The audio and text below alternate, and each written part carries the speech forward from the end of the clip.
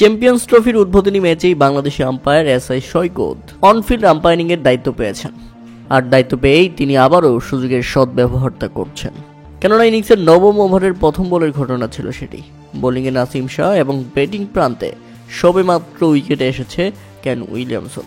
নাসিম শাহর প্রথম ডেলিভারিটি ছিল গুডল্যান্ডের। কেন উইলিয়ামসন ডিফেন্স করতে চাইলে তাতে পুরোপুরি ব্যর্থ হন তিনি এবং বলটি সরাসরি চলে যায় উইকেট কিপার মোহাম্মদ রেজওয়ানের হাতে। সজোরে আউটের আবেদন জানায় পাকিস্তান। একটু সময় নিয়েই হাত তুললেন বাংলাদেশি আম্পায়ার এসআই সৈকত। দেখে মনে হচ্ছিল কেন উইলিয়ামসন রিভিউ নেবেন, সময়ও দেওয়া হচ্ছিল, কিন্তু না, বুদ্ধিমত্তার পরিচয় দিলেন কেন উইলিয়ামসন। তিনি রিভিউ না নিয়ে প্যাভিলিয়নের দিকে হাঁটা দিলেন। তাতে 2 বলে 1 রান করেই শেষ হয়ে গেল তার ইনিংস। চ্যাম্পিয়ন্স ট্রফির প্রথম ম্যাচে পাকিস্তানের জন্য গুরুত্বপূর্ণ উইকেটটা ছিল কেন উইলিয়ামসন। কেননা দুর্দান্ত ফর্মে থাকা এই ব্যাটসম্যানকে প্রথম ম্যাচে ফিরিয়ে ম্যাচটা নিজেদের দিকে করে নিয়েছে পাকিস্তান। এই উইকেটটা পাকিস্তানের জন্য কতটা গুরুত্বপূর্ণ ছিল সেটা বলে বোঝানো সম্ভব নয়। তাদের চোখে মুখেই ছিল তার ছাপ।